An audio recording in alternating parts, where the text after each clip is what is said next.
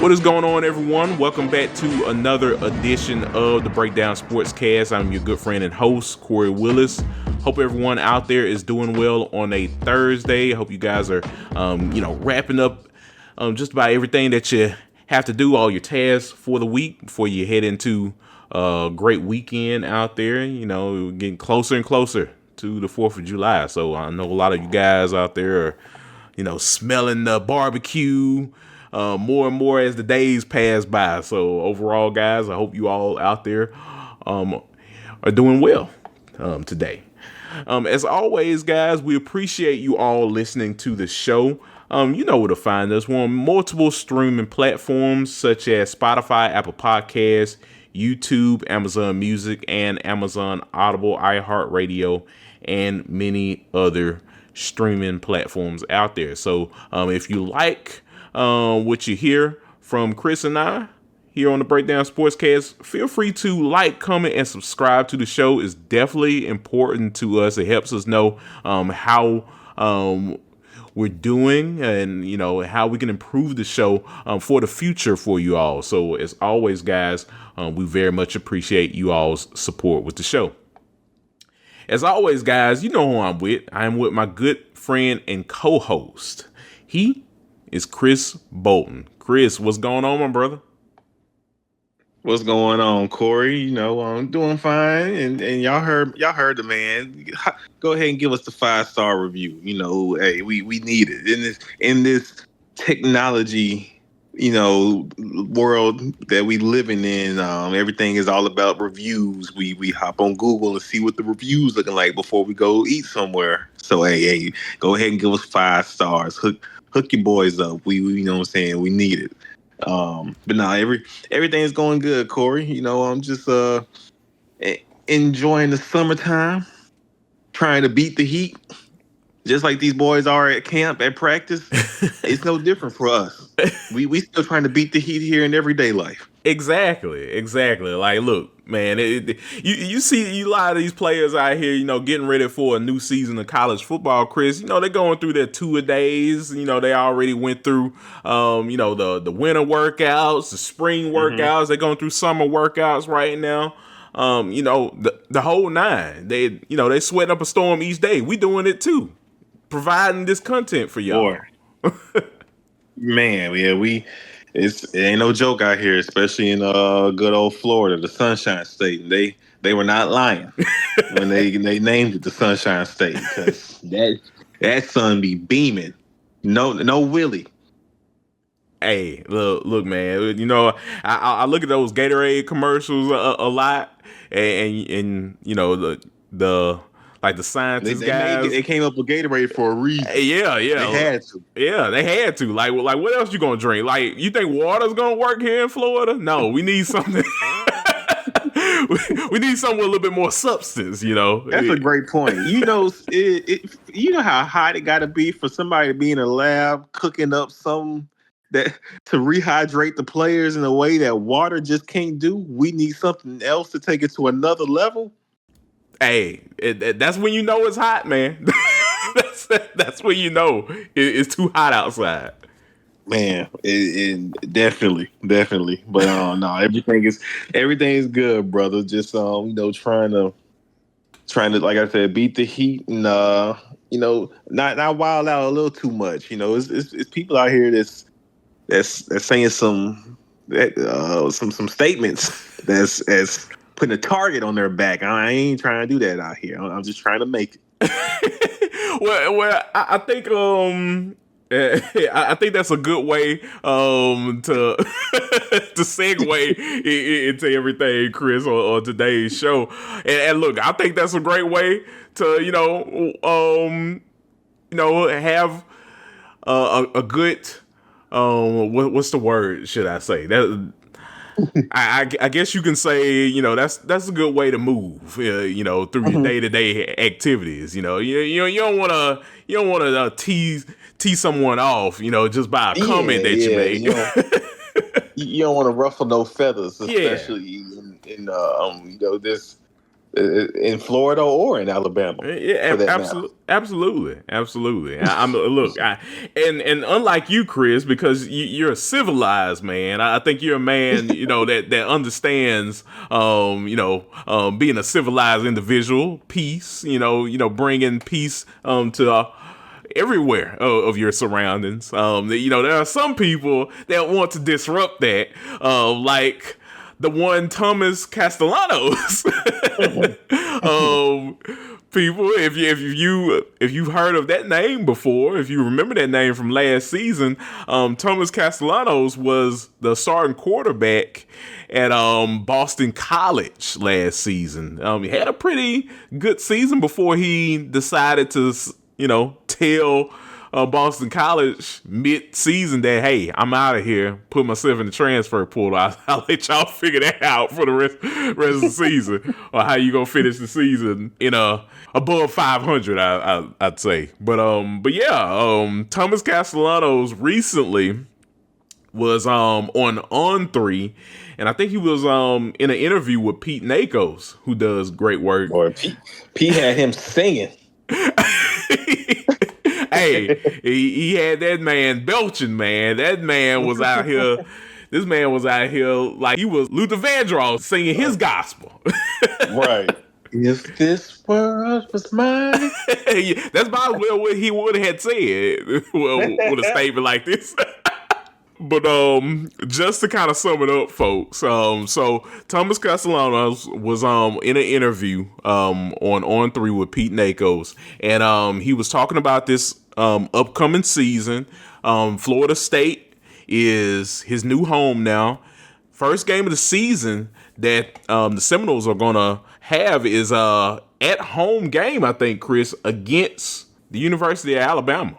Yes, that University of Alabama. The Crimson Tide is looking to invade Florida State Saturday, August the 30th. So that should be a really interesting game out there, folks. Hopefully you get a chance to get a chance to get all your favorite snacks and just kind of chill out and watch this game, because I know I am now. Because I did look, as a college football fan, I need to see this through. But Florida State, yeah. After these comments, but yeah, they were discussing the incoming season, and Castellanos had a few choice words to say about Nick Saban and just Alabama overall. And yeah, he pretty much came out and said that Alabama doesn't have a Nick Saban anymore to save them. And that, in his opinion, he just doesn't see anyone stopping him on the gridiron come August 30th. Chris, I gotta give you the floor, sir. Bold statement. A very bold statement before that game is played. We know what happened to Alabama last season, but all I gotta say is this. Thomas Castellanos, did you see what happened to Florida State last year? I know you're new to the whole Seminole Nation and everything, but come on, let's pump the brakes just a little bit. This team was pretty bad. You got to do a lot to resurrect this team after the season that they had. Chris, I'm going to leave the floor to you. What do you think about his comments?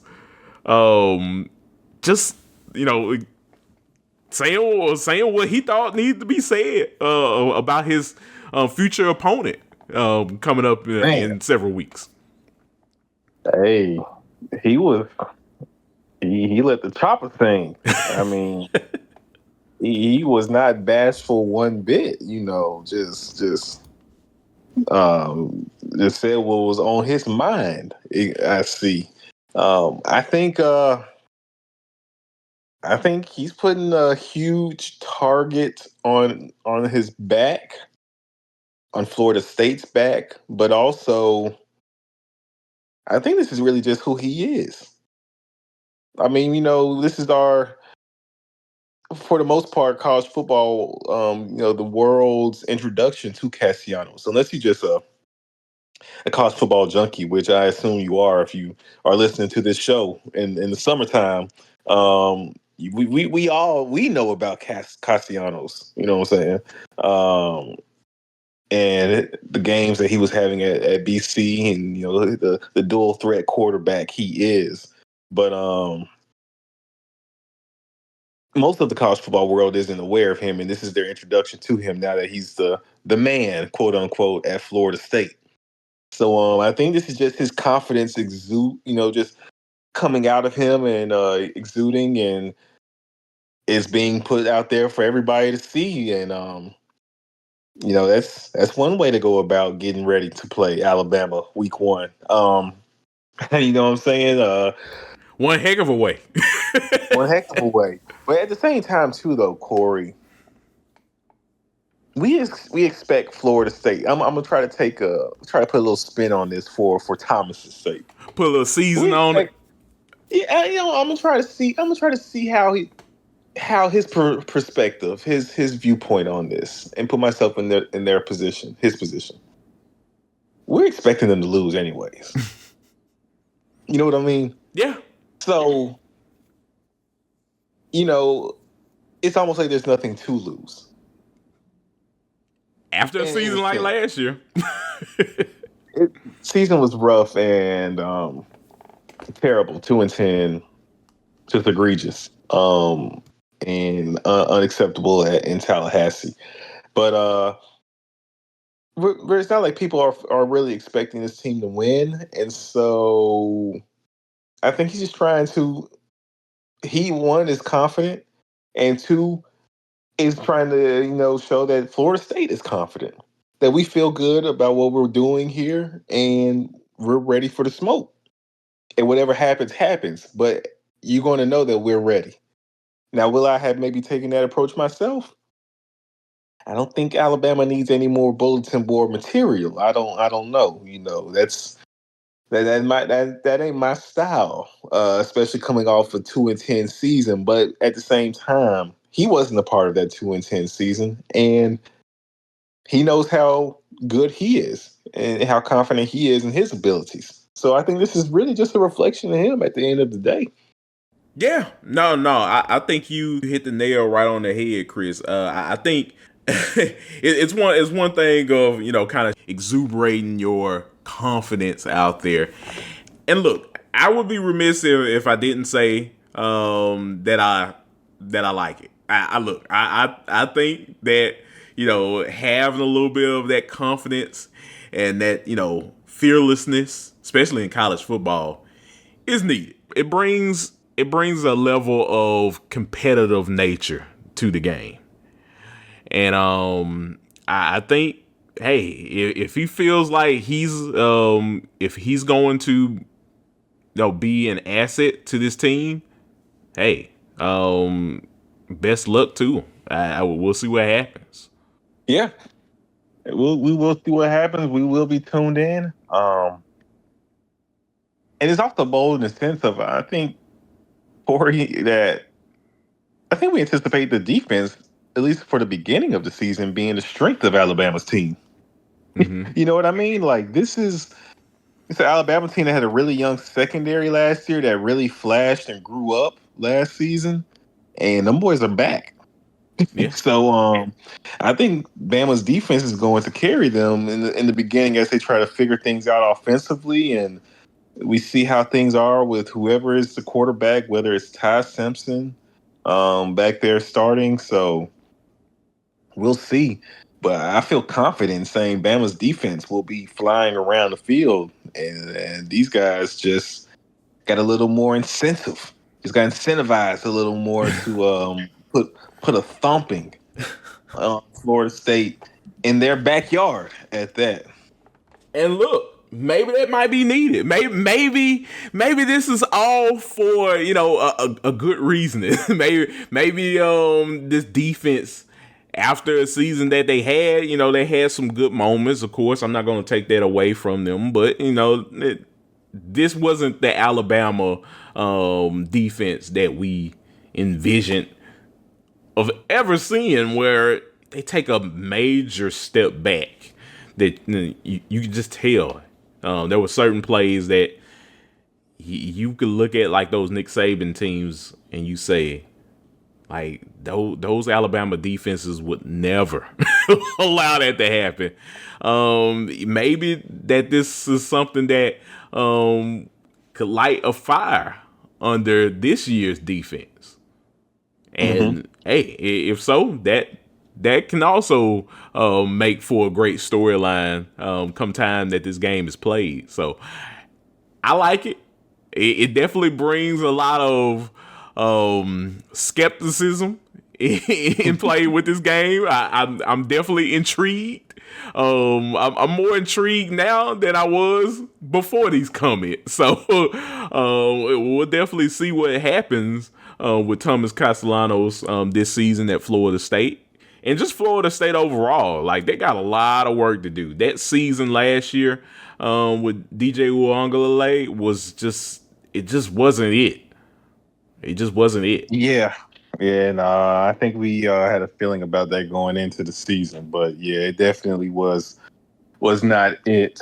So we'll see how it plays out, man. You know, Godspeed. Yeah, definitely. So yeah, man. It was that was an interesting piece of news that kind of came up this week. So yeah, we'll definitely see what happens moving forward as we get closer to the season. So Chris, moving on from the Thomas Castellanos comments, we did want to discuss a couple other things before we get into the our preseason teams and potential player of the year contenders. You want to kind of delve into just like the coaches, the head coaches aspect of everything. I mean, we got a lot of coaches that are looking to make major leaps with their programs. We have some that like they're on the clock as we speak. And in terms of being on the clock, that was something that we kind of wanted to, talk about. Coaches that potentially have hot seat implications depending on how the season goes. What are we looking at? What are you looking at right now in terms of some of these coaches? What coaches are you keeping an eye on as we kind of progress throughout the summer and get into the season? So, and do you want to look at this from a conference standpoint, or we just, the grand scheme of things in the college football landscape? That's a good question. Hey, let's go ahead and just look at from a standpoint of just college football in totality. What are some of the heavy hitters out there? I think immediately it just kind of leaps out. You think about a Hugh Freeze in Auburn. The people in Auburn, they're ready to see something shake.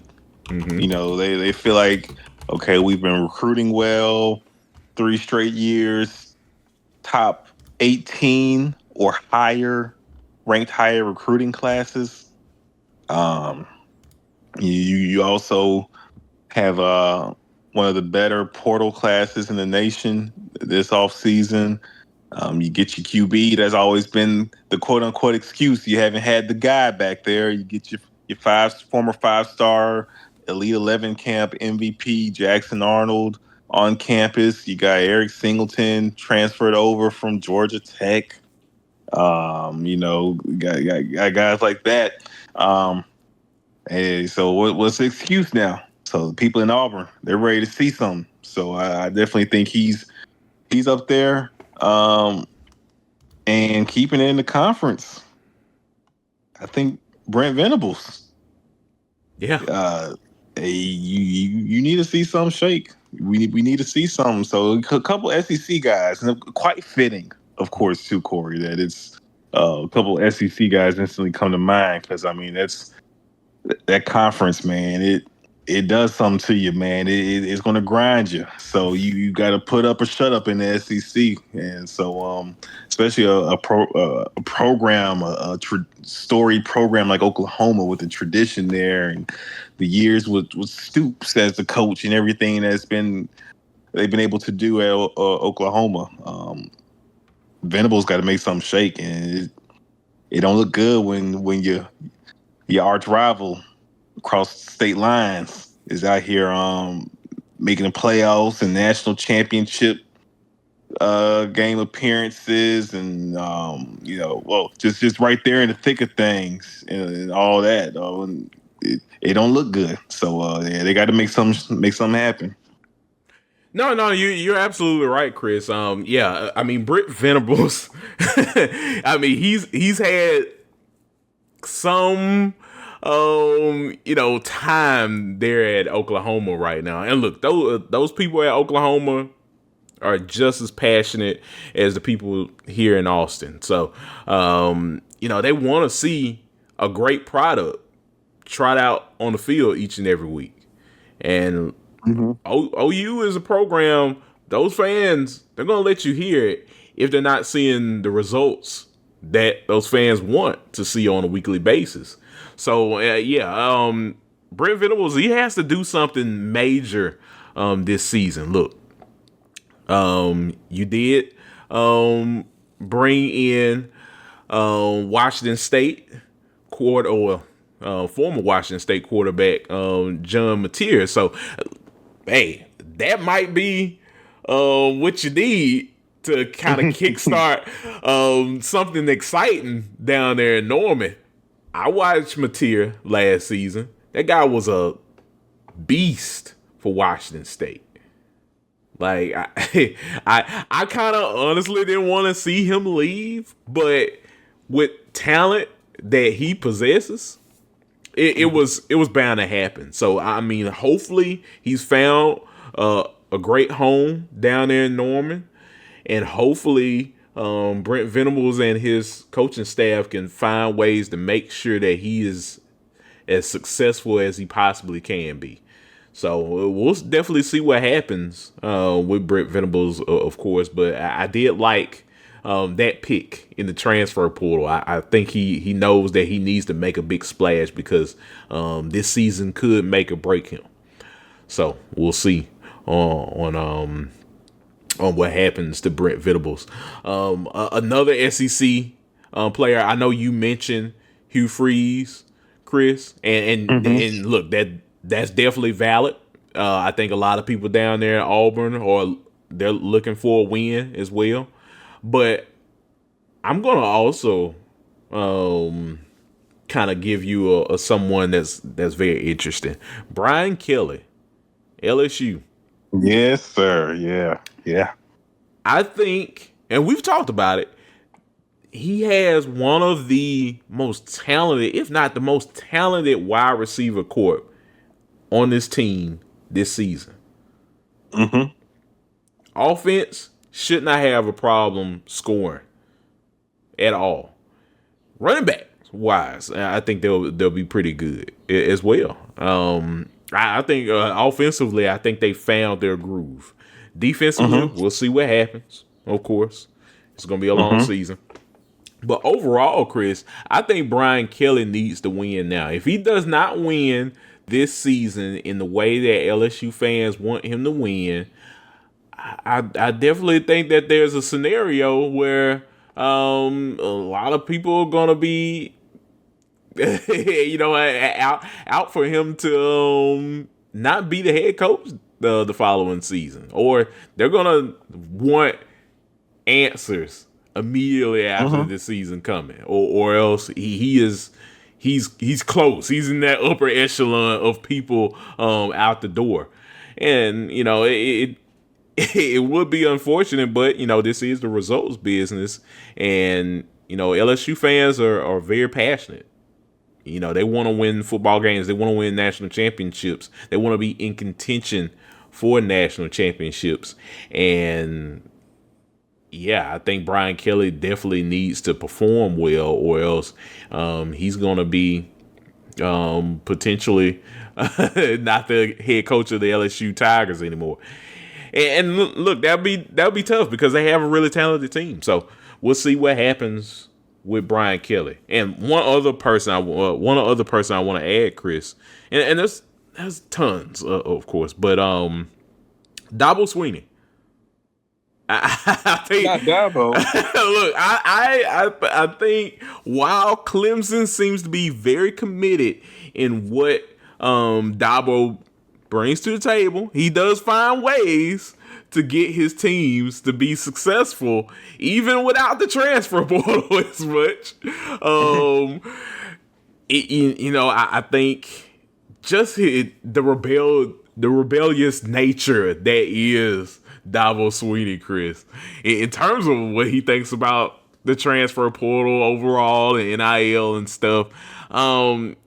It only takes about a few games and, whiffing a chance at a college football playoff berth of, the people talking again down there in Clemson. So, hey, he needs to continue on what he did last year. Look, it was amazing to see Clemson find a way to squeeze into that 12-team playoff last season. They're going to have to do it again, and they're going to have to be more impressive than they were last year. So hopefully he can do it. A lot of people are looking at this team as a very talented team. I think Cade Klubnik is coming back for I think his last season, if I'm not mistaken. So yeah, it's going to be interesting to see what happens to Clemson coming up. So I want to see if Dabo can potentially have this team performing at a high level. I want to see that. So we'll see. Yeah. We will see. And it's just our luck. We get to see Clemson against LSU to start the season. So, big, huge matchup for both of those teams, and we'll get into that game in the near future. We'll definitely break that matchup down. But yeah, I'm right there with you, Kory. Yeah. It's gonna be interesting to see what happens with all of these teams. I can't wait to see who comes out and fixes a lot of the issues from last season and really catapults themselves as that leader for their program. So we always don't like when someone gets booted out of a program. Of course, we want to see them succeed as much as possible. But like I said earlier, this is the results business, and I thought that they just kind of breaking down some of these coaches out here and seeing where they're positioned at right now is something interesting. Mm-hmm. So yeah, man, we'll definitely see. But any other coaches that you have in mind, Chris, that you want to kind of go over before we go over to our next topic? No, not really.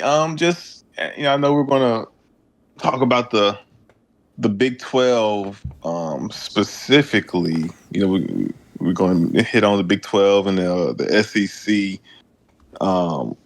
Just maybe with the Big 12 specifically, there is one guy that comes to mind, and that's Scott Satterfield. Mm-hmm. Scott Satterfield is definitely his seat is piping hot out there at Cincinnati. Really, it was kind of interesting like that. He ended up getting Cincinnati came after him at Louisville, and if you talk to people in Louisville circles, they were happy. They were elated that Satterfield was leaving, and here we are now. The seat is getting a little hotter. The temperature is rising in Cincinnati, and so we'll see how the season goes for them. But it hasn't been good so far for old Satterfield since making that move that way, Kory. Yeah, it's definitely interesting to see what's been going on with Coach Satterfield. Look, I think Scott Satterfield is a really good coach, and yeah, I mean, it is interesting to see the change in how the way a lot of people have viewed him, since he's been coaching for Cincinnati. So hey, look, he's also going to be somebody that is on the clock. So he has to make that change and really get back on track. And look, we know he can do it. We know what he brings to the table as a head football coach. So yeah, I think that is also someone to look after as well. And one other person I want to add, Chris, Mark Stoops. Yeah. I mean, I'll let you kind of break it down. You were very in the know of the Lexington, Kentucky area, because you did great work down in Lexington. I know those people are just they literally have their thumb on the pulse right now with this program, and they want to see results. And Mark Stoops already had 1 foot out the door. I had to take that back. He had two feet out the door. Oh, but the 2 feet. He had the moving truck pack. This man was He had the U-Haul ready. I know, man. So yeah, he was about out of there in Kentucky. So I think a lot of the fan base there, especially last season, are just kind of, I don't know. It kind of reminds me a lot of, and you can attest to this, of the Dan Mullen era in Mississippi State. Yeah, a lot of people were just kind of, they were kind of, what's the word I should say? Boward. Yeah. They just wasn't. It just wasn't in them anymore. They wanted to see something more exciting, and come to find out, it ended up being him leaving for the University of Florida. But but they just want to see an exciting game, and I don't think Kentucky fans have gotten that in a while. So something needs to change at Kentucky with Mark Stoops there, because I think, yeah, he's definitely on the clock. I'm surprised last season he made it through. So yeah, we're gonna see. It's because of that $9 million contract. I mean, that ain't the easiest thing to buy out, No. So he's making that money out there in Lexington. But yeah, man, he was gone. He had did what you needed to do to potentially make that leap, make that next step. And it's really unfortunate because he got driven back to Kentucky by A&M fans. The A&M fans got the word that he was about to be the next coach, and they shot that down in less than 24 hours. You know what I mean? Yeah. And it's really disrespectful because, I mean, Stoops is a really good coach. And I think if you give Stoops, you put him at A&M, I think he can do some great things. I think people are underestimating how difficult it is to win at Kentucky. Yeah. And he's had the team in multiple 10-win seasons, which is just things unheard of at Kentucky. Um, and it's unfortunate how things are playing out because I think it is got to the point where the coach, coach was gone. He's just kind of here, and I think that's what we're kind of seeing play out at Kentucky now. A lot of the guys transferred. There's a whole lot of new faces in, just trying to essentially patchwork. And they aren't expected to be one of the better teams in the conference. The over/under win totals 4.5. Mm-hmm. You know what I mean? Like nobody's expecting anything from Kentucky. So it's tough right now out there, and I think we'll see how the season plays out. But there is a good chance that this is Mark Stoops' last season as head coach at Kentucky, and it's unfortunate with all the great work that he's done there in his tenure. No, you're absolutely right. I mean, look, his job was just as tough as Dan Mullen's job when he was at Mississippi State. I mean, when you look at both of those teams year in and year out play against each other, you were literally looking at, I think a lot of people kind of take that for granted. You were looking at the true middle of the pack teams in the SEC that had to overachieve year in and year out. Sometimes Mississippi State would would raise their hand in victory. Sometimes it would be UK raise their hand in victory. And a lot of times whoever won, that would usually pay dividends in the future of that program of staying ahead of one another. Like you saw it. And yeah, I think you hit the nail right on the head, Chris. I think you're absolutely correct in terms of just how hard it is, as well as being the head coach of the University of Kentucky.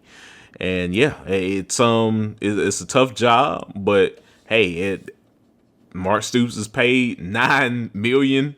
He has a $9 million buyout. Hey, that's nothing to gloss over, for sure. That also just shows how good of a coach he was to get that. It's $9 million a year, and I want to say he signed an extension not long ago. So I think the buyout is honestly even higher, my brother. Well, apologies. Yeah, like $9 million a year. Goodness. Yeah, like that is. That is just astronomical of what amount. Like, wow. I don't even know what to say. So yeah, Kentucky, something needs to happen. Mark Stoops, something needs to happen. You get paid that much money to be the head coach of Kentucky. These fans want to see results. And if you have another season like you did last year, where it was like, it's all right. I don't know. I don't know. It like I said, Chris, it just reminds me of being a Mississippi State fan near the tail end of the Dan Mullen era, and you could just feel that like the bottom was coming off when it really shouldn't have. We should have been really taking new heights of being a winning program. And, a little bit of that was, Mullen was just kind of bored being there. And, at times, Ole Miss did get ahead of us in good recruiting.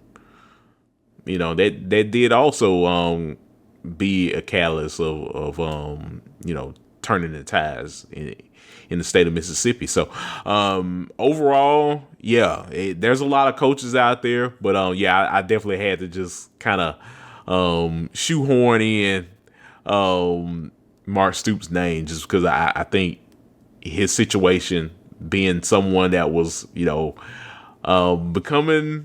more of a household name, more than he already is, and then almost getting that job at Texas A&M only for that to be kind of retracted. No, you're right. I mean, look, the buyout's $30 million now.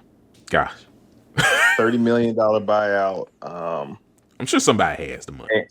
And Kentucky fans are just hoping that Kirk Ferentz go ahead and retires after this season. So Stoops can take that Iowa job, and maybe they can get John Summerall to come on back to UK. I already see it playing out. I already know how this coaching carousel would go if Stoops were to leave the university one way or another. So yeah, I definitely I see how that would play out. But no, that's a good one. That's a good one. Yeah, no. I thought I just had to mention that name before we kind of move on to the next topic. So yeah, man, it's gonna be interesting to see what happens with these coaches, and yeah, we're definitely gonna be discussing it more, as the season kind of goes on. So yeah, man. But anybody else you want to add, Chris, or you all ready to move on to the next topic that we have on today's show? Oh no, yeah, no, I think that's we're good with the coaches. Okay. All right. Well, we're going through topics fairly quick on today's show, folks. So, we're happy that you're listening in to us. Next topic we want to kind of go over, Chris, and I think this is a fun discussion that we can have on today's show is Power Four breakout teams. Of course, we talked it over. We wanted to kind of start off with two conferences on today's show for you good folks out there, and we're gonna tackle the Big 12 and the SEC on today's show. So I guess, Chris, you wanna go ahead and talk about the Big 12 first before we tackle the SEC? Yeah. You want to go ahead and do that? Yeah, we can go ahead and go to Big 12. America's conference, Yeah. as our friend JP calls it. Yeah, absolutely. Look, we can't go wrong with talking about America's conference. Living here in Austin, Texas, this used to reside as one of the greatest teams in that conference, and down there, down the street at the good old SEC. So, but yeah, man, let's go ahead and discuss breakout teams in the Big 12, Chris. So yeah, I'm gonna go ahead and give you the floor, let you start. Who are some of your potential breakout teams that you're looking at heading into this season? Yeah, the Big 12, I mean, every year it's wide open. Wide open. Ain't no telling what's going to happen. We saw last year Arizona State pop through as the winner of the conference. So that just tells you right there. Like the Kool-Aid man. Like this that team just came out of nowhere, Oh, I'm telling you. And so I think this season will be no different. There are a few candidates that I will give you. My number one candidate for my breakout team, and it's like this will all kind of go together. All of my picks and the topics, especially for my first team that I'm going to mention, they all tie hand in hand together. But for breakout team, my number one team, Kory, you know who it is. Go ahead. It's Baylor. Hey, I knew it was coming. It's the Baylor Bears. I am very high on Baylor. Just real quick for you all, for the listeners, they are my preseason pick to win the Big 12.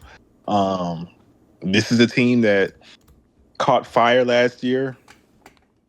Dave Aranda really had this team clicking, especially once they got Sawyer Robertson up to speed after Quinn got injured in the season opener.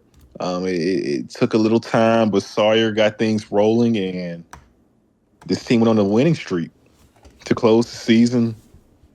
Bowl eligible, played LSU. That tells you that they really figured things out last year. And so a lot of production returning, especially with Sawyer coming back. And I think this team has the makings to be the team that wins the conference. This is a very balanced conference, wide open for anybody, and why not Baylor? So I really like what they have going, and they're my first candidate as a breakout team in the Big 12. Nice. Yeah, man. Look, I think Baylor definitely found a healthy balance of mojo last season. And look, maybe it took them losing in the way that they did against Colorado in that wacky ending of a football game. And imagine if they don't lose that game, what that does for them. I know, and they had an opportunity to win that game in Boulder that night. That was a crazy game, but it also showed after they lost that game, they were dangerous. It seemed like the tide had turned after losing that Colorado game. So we'll see what happens with Baylor this season. But no, I'm going to be with you. I am also high on the Baylor Bears as well. For me, also I am going to go ahead and lock in Texas Tech. That was my second team. I'm going to lock in Texas Tech. And I think that this team has an opportunity to be a very good football team next season. That work they did in the portal was crazy. I mean, they just brought in 4-star after, just blue chip player after blue chip player. The NIL funding is they are all in this season, Kory, before the courts get a hold on things and get put this under wraps. They said we're gonna go all in. We about to put this oil money to use, baby. Look, man. Look, you think Texas Tech has stockpiled this oil money for like 15 years, man? Like they just had this oil money just sitting in a vault, just waiting to be spent. And they're like, look, at some point, we got to spend this money. Let's go ahead and do it, guys. Michael Hudson, come on back over to Texas Tech. And then he just walked back, Chris. Just like that. Just made it look easy. I'm very impressed with this team. Baron Morton, I think, he's going to be a more seasoned quarterback. He had his time back there. Playing the QB position last season, so he's gonna be back there. Like I mentioned, Michael Hudson, 5-star wide receiver. He left Texas Tech and then returned back to Texas Tech. So look, I think they have an opportunity to be a very, very good football team. And look, they did everything necessary to get the players in from recruiting. They got Bryce Pollock. Yeah, they got Bryce. Bryce Pollock from Mississippi State. Yeah, a guy I didn't want to leave. Good pickup. That's very Romello Height from Georgia Tech. I mean, who else they got? Reggie Virgil from Miami, Ohio, 4-star wide receiver. I mean, just loaded up with the 4-star guys. Quentin Joyner, running back, USC, the 4-star. It's a really talented roster. We haven't seen Texas Tech this loaded in years. Not at all. Not at all. Like they were out for blood. They recruiting during the recruiting season last year. So I'm looking at this team as being a very talented football team in the Big 12. I will not be surprised one bit that this team finds a way to win potentially win the Big 12 conference and find a way in the college football playoff.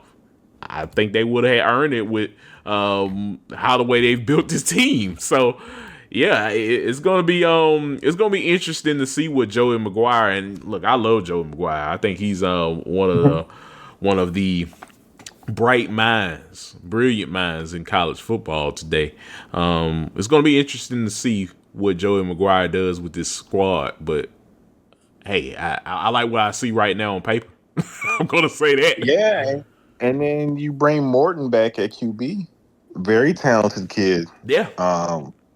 And you've given him weapons because they've addressed the offensive line, running back, Hudson's back at receiver.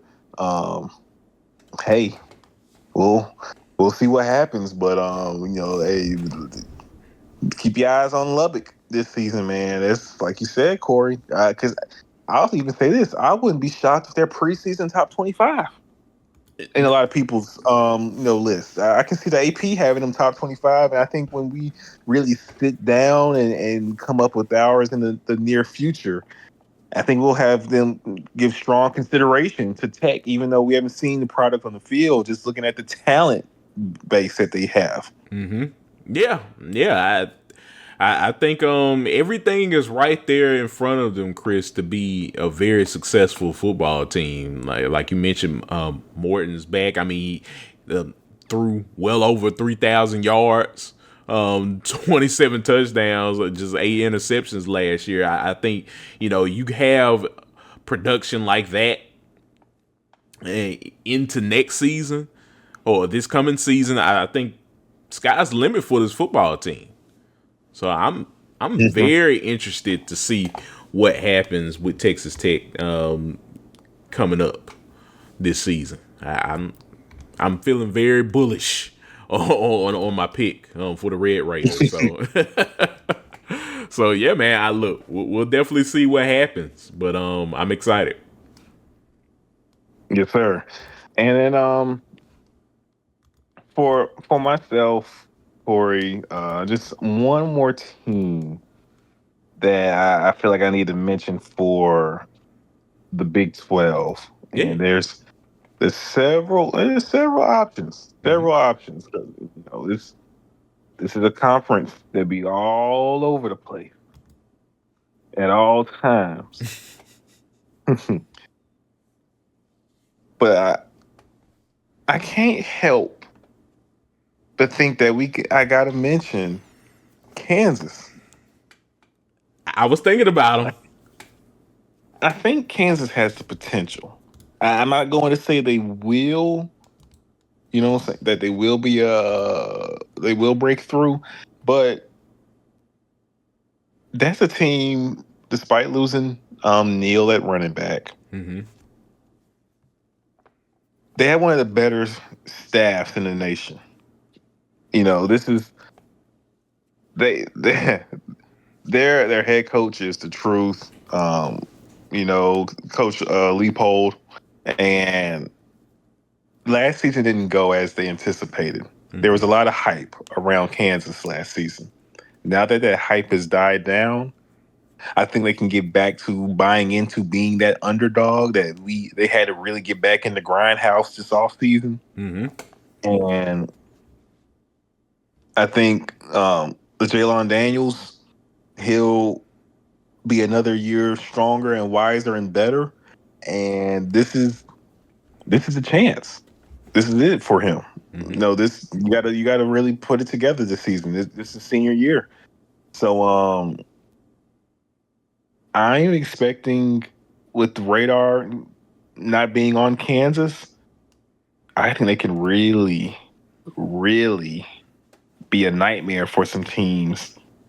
And they have a outside chance of winning the Big 12. You don't know anything is possible in this conference. I can't stress that enough.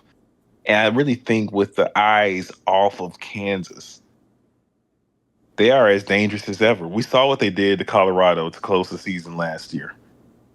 This team they bring back a lot of those guys. Yes, Neal is gone, but the coach is back, your quarterback is back. And we know in college football, Kory, when you have a returning quarterback playing in the same system, just how dangerous that can be with the right weapons around them the next season. Yeah, it works dividends. We've seen it before. We've seen guys, make a return and they, get things figured out in terms of personnel. And I think that's all, that it did boil down to was a lot of personnel between, last year and hopefully this year. Hopefully they've gotten that squared away now, and they're looking to make a big splash like you're saying. I think that they are very much in terms of us talking about sleeper teams. I think they have the opportunity to be one of those sleeper teams that a lot of the Big 12 should not just check mark off as a W. I think that Kansas is looking at building something and being a lot better team than they were last year. So yeah, having their quarterback back, having Jalen Daniels back, is a big plus. So yeah, we'll definitely see what happens with them this season. Mm-hmm. Mm-hmm. So, Yeah. So we will be locked in and we'll see. And so yeah, that's the teams I'm looking out for as possible, breakout teams.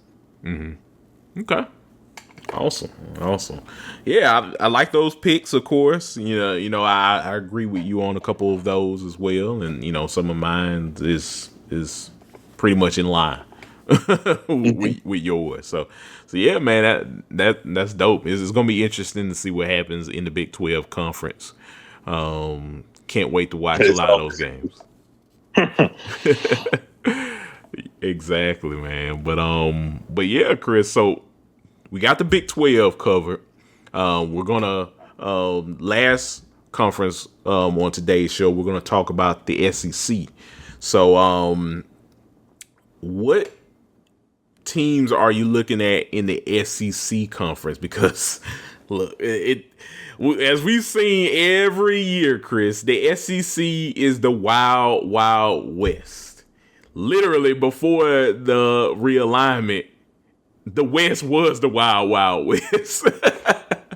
But go ahead and break down some of your teams that you have in the SEC this year as sleeper teams. Yeah. So, we've been talking about some of the teams that's on. We talked about coaches on the hot seat. I think some of those same coaches have teams that could potentially break through. And so one that immediately comes to mind for myself is Auburn. I mean, the schedule lines up for Auburn. The talent lines up for Auburn. And I think the coach lines up for Auburn. I think Hugh Freeze, say what you want about how things ended at Ole Miss. It was a fun ride at Ole Miss. And as us being Mississippi State fans, we were kind of burned a couple times on the receiving end of what Ole Miss was doing under Hugh Freeze. But when he has the pieces in place offensively, his teams can be dynamic. Mm-hmm. And we raved about LSU's receiving core and how much we love their receivers. Auburn has some dogs too, man. And I think they may be let off the leash this season now that you have Jackson Arnold in what seems to be a better situation. We'll see how Auburn's offensive line plays. But if Auburn can protect, and if Jackson Arnold has time and plays like the guy that many people thought he was coming out of high school, if he plays like that Elite 11 MVP quarterback he was, throwing the football to Eric Singleton and Cam Coleman, Auburn, not only could be a breakthrough team, they could be a sneaky dark horse to make the playoff, Kory. If everything clicks, if everything hits. So we'll see what happens. But I think Auburn definitely lines up to be a team that can really break through this season. And that's what makes that game against Baylor so much better. It makes it so interesting because we might be potentially talking about two teams that find their way into the playoff playing each other at the beginning of the season, which is something I don't think a lot of people have on their bingo card, if that's how the season ultimately plays out. But there is a world where that happens. So I'm very curious to see how things play out for Auburn, but I'm sipping the Kool-Aid. Hey, look, hey, pass the cup. pass the cup. I want a little bit of that Kool-Aid too. No, Chris, no, you are right. Look, everything is in play for them to be a very good Auburn football team this year. You didn't go out there and steal Jackson Arnold away from everyone else for no reason. That was textbook, and that was big for them. They needed a quarterback, so hopefully Jackson Arnold is in the right system, and Hugh Freeze being. We call Hugh Freeze the quarterback whisperer, just like we call Lane Kiffin the quarterback whisperer as well. I think both of those guys have a little bit in common when it comes to building quarterbacks. And I think if Hugh Freeze can definitely capitalize off of that, and some of the pieces that he got in from the recruiting class this past year, if he can get these guys to perform at a high level, I think this Auburn team could be destined for potential greatness this season. So they just got to put everything together, and I think this could be the year. Yeah, they definitely can make some things happen. So we will see. Yeah. No, I'm definitely with you, man. For me, Chris, I have someone that's probably very, very much on under the radar. Well, I'll go ahead and mention probably one of my picks that it's not necessarily unusual. I'll get to the unusual in a second, but I'll go ahead and say Texas A&M is definitely one of those dark horse type of teams that could make a splash. We saw what they looked like with Marcel Reed getting more reps in. I think that should have happened a long time ago. It's not that Connor Wegman, is a bad quarterback. Of course, I think he just didn't fit the vision of what A&M wanted as an offense as a whole. I think when Marcel Reed got a chance to get more reps in, you saw a quarterback that just fit in the system a little bit more, brought a little bit more to the offense. So I think this team definitely has an opportunity to become one of those dark horse teams this season. I mean, we all know about them playing against Texas at the end of the season, of course. So we'll see what happens with that. Tall task. Got to take on Arch Manning and crew at Austin. So that's gonna be something else. But yeah, we'll definitely see what happens with A&M going in this season. I'm just kind of feeling a little bit bullish on them, Chris. And one other team, and this is the unusual pick. I'm gonna go ahead and say it, Chris. Vanderbilt. The Vanderbilt Commodores, I think, has an opportunity at being potentially a pretty good dark horse team, man. I think they could sneak in and potentially beat some people. Look, you don't bring back a Diego Pavia and just lose out on a bunch of good talent and bring in a talent that could be beneficial to a program like Vanderbilt, and they did that.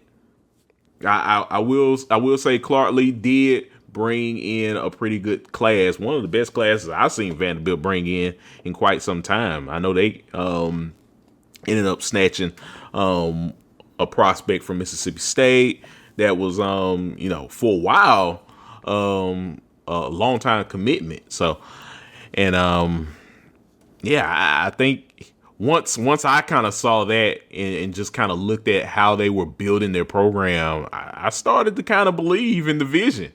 Chris, I'm not gonna lie. I was like, you know what? I think I see what's going on here at Vanderbilt. You got a very dynamic quarterback, probably one of the most dynamic quarterbacks in the league, in Diego Pavia coming back.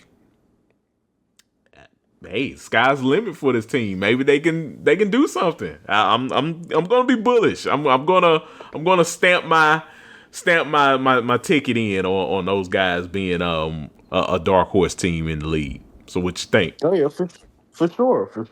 I like the pick. I think they could break through. I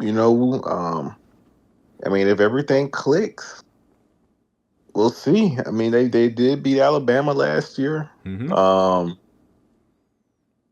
So they have proven to themselves we can beat the perennial powerhouses in the league. Mm-hmm. And that goes a long way in the belief that you have during the off season to take things up another level.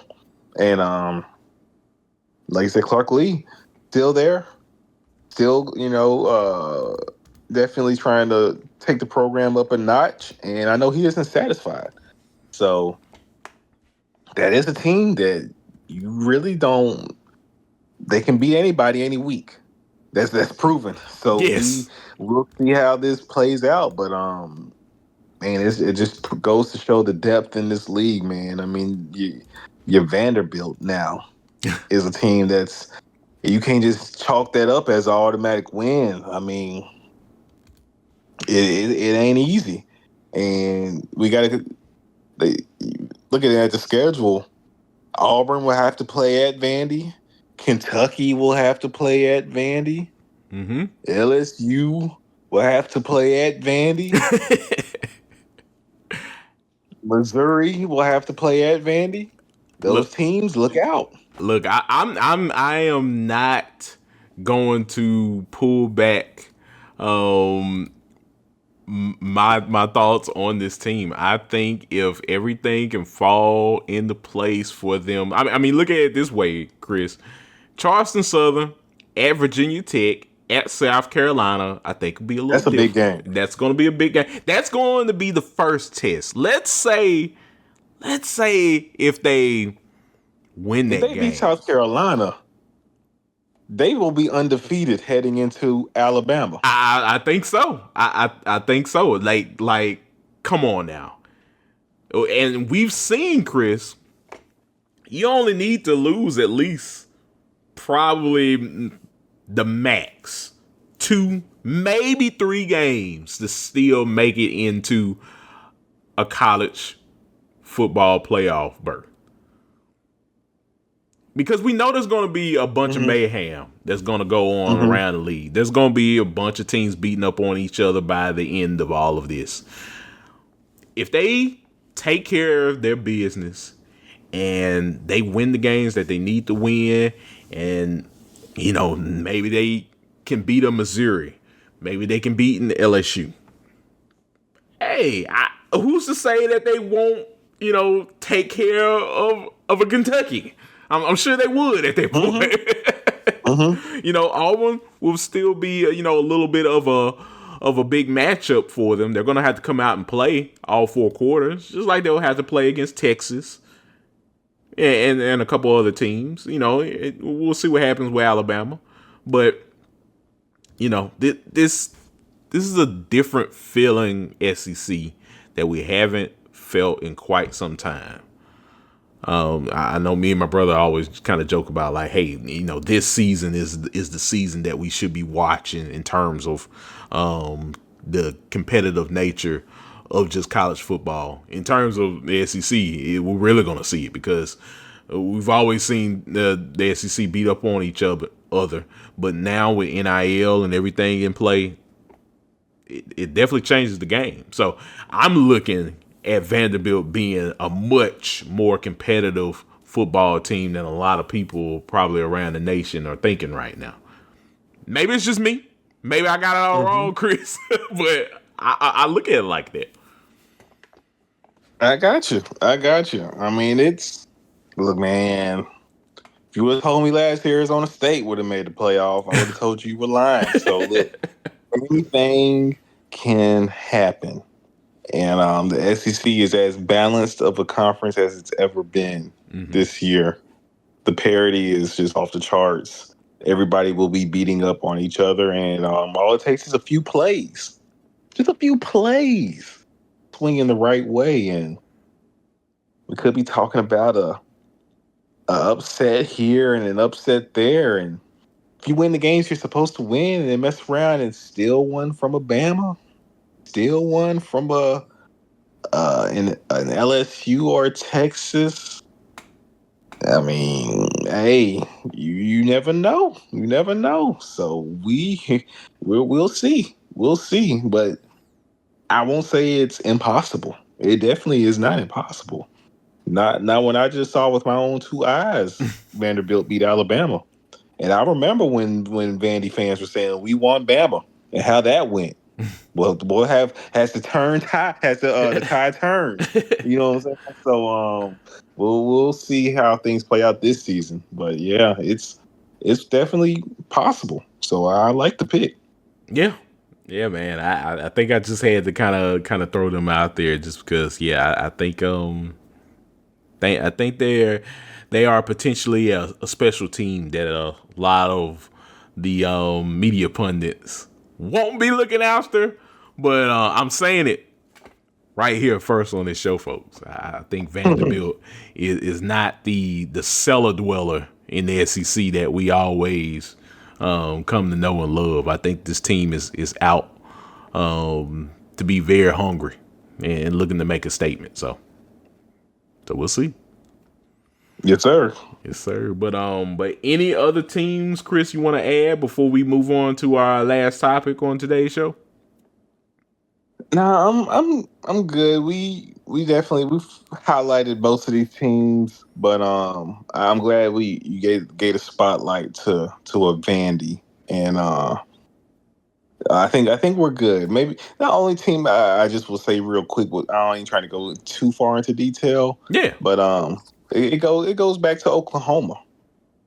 Yeah, they need something to shake, and I think they are a very talented team. One of the, in my opinion, it's 20 best rosters in the nation because they have continued to recruit very well. They've worked the portal. You got your QB in, even though you lost Jackson Arnold. They are filling things in through the recruiting and through the portal. You got a new OC as well. So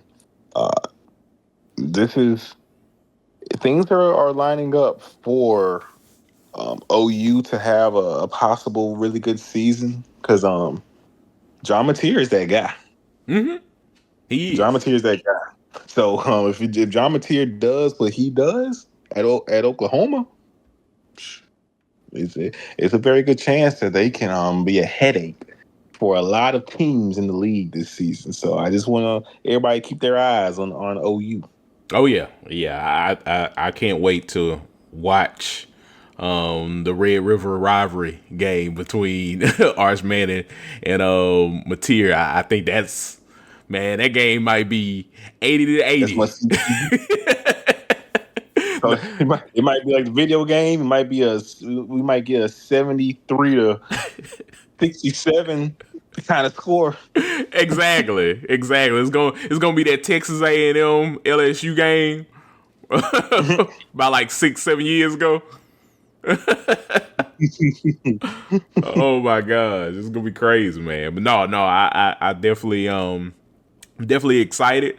We'll definitely see what happens with all of these teams come time the season rolls around, and we'll definitely keep a close eye on who's the contenders and pretenders in the leagues for sure. Yes, sir. All right. Well, Chris, last topic we wanted to kind of go over. I mean, we've been talking about these teams all day on today's show, and it's been a great discussion. Before we head out of here, I wanted to kind of go over the potential player of the year candidates that you kind of have that come to mind. We're not at the season yet, but in terms of where we're at now, who are some of your like preseason player of the year contenders? Yeah, so well, just looking at the SEC, if we're going to stick at the SEC, Garrett Nussmeier instantly comes to mind. The only 4,000-yard passer returning this season in college football. Potential number 1 overall pick in the NFL draft. I think Nuss is that guy, and he has the weapons. We've highlighted his receivers. If the offensive line can maintain the level of play they had in pass protection last year, the sky is the limit for Nuss. Also, I think we would be remiss if we didn't mention the receivers. Like a Ryan Williams could have a big year this year, depending on how everything clicks with his quarterback.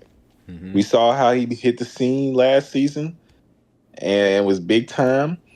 So Ryan Williams has to be in that discussion. I think in Arch Manning, just because he is a quarterback at Texas, and we know how Stark, how he gets down with the play calling. He cooks up the best plays with anybody in the country. I mean, he's just one of the best play callers doing it. So would you put him with Arch, who had some reps under his belt with the time he played last season when Quinn was out, Quinn Ewers. It is going to be a new receiving core for the most part, but you do bring back an extremely talented receiver in Wingo. So I think Arch has to be in the mix. And just a couple sleeper picks. If everything clicks for Florida, and they, despite the extremely difficult schedule, play just out of mind, DJ Lagway is the reason Florida would be. However, whatever is the ceiling and whatever Florida becomes, it's because of DJ Lagway. So he has to be mentioned as well. And my dark horse player of the year candidate is Cam Coleman. Everybody's eyes are on Ryan Williams. Cam Coleman is a bad boy, Kory, and he started to figure it out at the end of last season. And he is somebody that we will be watching play on Sundays. He is somebody that I will tell you guys right now, he will be a top 10 pick in the NFL draft when it's time for him to leave. Ryan Williams will be top 10. And don't be surprised. Cam Coleman will be top 10. And don't be surprised if he's drafted ahead before Ryan Williams. Cam Coleman is that talented. He's that gifted. He is one of the best wide receivers in the nation. And I know he'll be playing next to Singleton, who is also a bad man in his own right and will also be a first-round pick when the time comes for him to leave. But that's Cam Coleman that I believe is a special prospect. And I think he can have that kind of season this year that wide receivers tend to have in a Hugh Freeze offense, especially if Jackson Arnold pans out to be that guy. Yeah, I mean, Cam Coleman, he had a really good year last year as a true freshman, correct? Mm-hmm. Yeah, coming back sophomore year. And I think he's going to be coming back with a lot of experience. He got a chance to be out there on the field, had 37 receptions, 600 receiving yards almost, and 8 touchdowns. So, I think Cam Coleman is set to have a very good breakout year. And yeah, we're definitely going to see what happens with Auburn, of course. But hey, having a guy like Coleman, can definitely help catapult you. Yes, sir. So yeah, man. Yeah, I think those are some good picks, Chris. For me, I'm a guy that likes to go against the grain a little bit at times. I'm gonna go ahead and say Dylan Stewart, edge rusher at South Carolina. I think this guy, he might have his Jadeveon Clowney-esque moments this season. Stays healthy, stays hungry out there on the field, and if this team, reaches new heights this season, which I think they will, that's another team that we definitely could have mentioned as being one of those sleeper teams in the SEC. But I think if they become a pretty good team, I think he's going to be a problem. I love your Dylan Stewart pick. He's a bad boy. Yeah. I think I think he's going to be definitely someone that you're going to have to watch out for this season. I think he brings just that level of intensity on the defensive side of the football that South Carolina's going to, lean on. They're going to rely on this guy to make the necessary plays to be that dude on the field. And I'm definitely pulling for him. I think he has what it takes. So yeah, well, yeah, he definitely does. He was a menace last year as a true freshman. So I can only imagine the work he's been putting in this offseason and how much of a problem he'll be for offensive linemen next year. Well, this upcoming season. Right. I agree. So yeah, man, I'm excited to see what happens with Dylan Stewart. Another player, he had those flashes, Chris. I'm going to go ahead and go with Dylan Raiola. Over in Nebraska. We'll definitely talk about Nebraska some more on our next episode, I think. Hint, hint. But Dylan Raiola, Chris, I think Dylan has an opportunity to have a big breakout season in the Big 10. This could be a big moment for him. He has Dane Key out there, Chris. Dane Key. Don't know why Kentucky allowed to let that man go, but having a guy like, they had no choice. They had no other choice, I guess. What can you do? You're paying $9 million a year to Mark Stoops. I guess the well just dries up at some point, but but yeah, Dylan Raiola coming back another year in Nebraska. I think Matt Rule is salivating to get this guy back on the field, and also having a guy like Dane Key out there, and they also did recruit pretty well. Also, I think they're looking at a potential breakout year over in Columbia. So, I'm going to say that Dylan Raiola is a guy that we should keep an eye out on potentially becoming player of the year.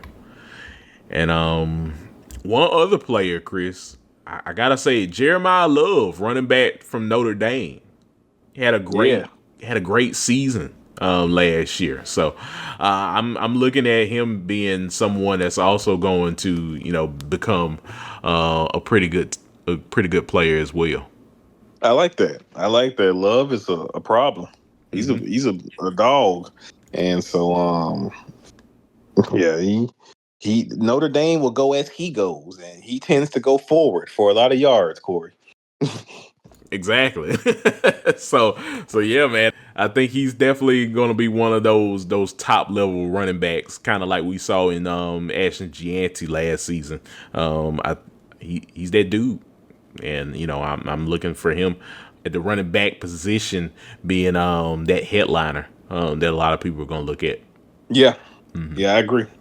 But yeah, man, I think those are some good picks, Chris. Any other players that come to mind, or are you're all set on yours that you're looking at this season?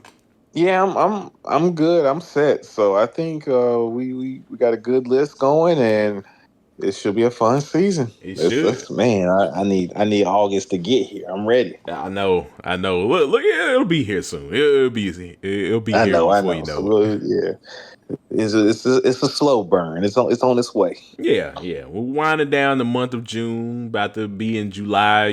Media days is coming. That's one of the reasons why we kind of broke down a little bit more of some of these teams on today's show, folks. Just because media days is coming, so yeah, definitely be on the lookout for that. That way we'll get a little bit more of a word on how some of these teams are feeling heading into the new year of college football. 2025 season is getting closer to being upon us, Chris. So we definitely can't wait to watch some good college football again. You ain't lying, brother. You ain't lying. So it's definitely going to go down, and I will be in attendance. We will be present. So Absolutely. I'm ready to see how it all plays out. Right. So yeah, man, we're getting there. We are getting there. Well, Chris, great show again, sir. Always glad to be here with you, talking college football and discussing everything that goes on in our great sport. So yeah, man. Outros before we head out of here on today's show. Let the good people know where they can find you on social media. Yeah, you can find me on X at Chris_Bolton_12. Holla at your boy. And on Instagram at Chris.Bolton_. Tap in. Awesome. And yeah, folks, if you want to find me on social media, you can find me on X at Listen to KSW, all one handle. I'm on there talking college football. We just wrapped up really good NBA finals. Be remiss to mention the Oklahoma City Thunder. Congratulations to them winning a championship, bringing one to OKC, and leaving all those people in Seattle with sour taste in their mouth. So I just had to say that. It's like that one guy in Seattle, Chris, is like, bring back the Supersonics. He just got that picket sign. Hey, he need them back expeditiously. Oh man, you ain't never lying, man. That probably hurt that gentleman's soul. Oh, he was the biggest Pacers fan, and was hurting when OKC ended up winning. You just see that one OKC fan just like ride past, like, you mad, bro? Go Thunder. Oh man, but yeah, man, yeah, folks. Yeah, definitely follow me on there. Talking about all kinds of things, different sports, professional wrestling, whole nine. So definitely follow me on there. But yeah, always great to talk college football with you all. If you want to follow the show, you know what to do. Follow us on multiple of our streaming platforms that we provide the show on, and definitely feel free to like, comment, and subscribe to the show as well, because it's definitely important for Chris and I. Helps us know what we're doing and how we can improve the show for the future for you all. But we'll be back for another episode of the Breakdown Sportscast coming up probably sometime in July. So definitely tap in with us when we bring a new show for you guys. But until next time, I'm Kory Willis. He's Chris Bolton. You are listening to the Breakdown Sportscast. We will chat with y'all later. Peace.